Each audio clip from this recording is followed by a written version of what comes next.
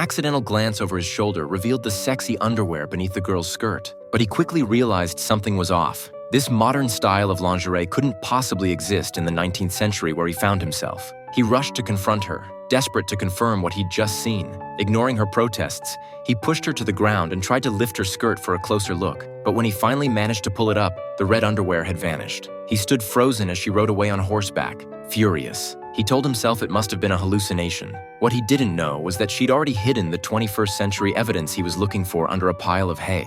Meanwhile, in a hidden room, a crowd of people watched nervously, shaken by the close call. This was all an elaborate production, a time-travel drama custom-made by the man's wealthy father, who'd hired a professional crew to teach his wasteful son a lesson. The father had enlisted his director friend to rent an abandoned village and transform it into an authentic 19th century setting.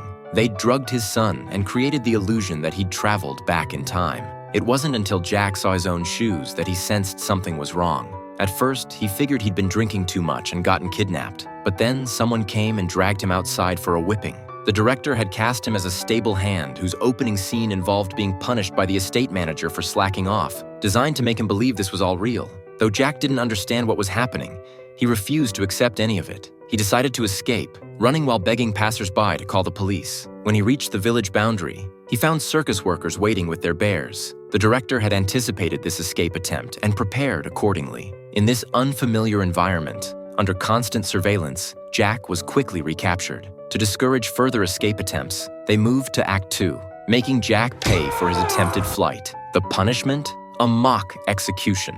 Of course, the director wouldn't actually kill him. It just needed to seem believable enough to keep Jack from getting suspicious. Enter the female lead, the landowner's daughter, supposedly engaged to a wealthy man but secretly in love with Jack, the stable hand. Jack sat there, overwhelmed. It wasn't her beauty or figure that captivated him. It was the terror of his near-death experience that made him realize these people might actually kill him.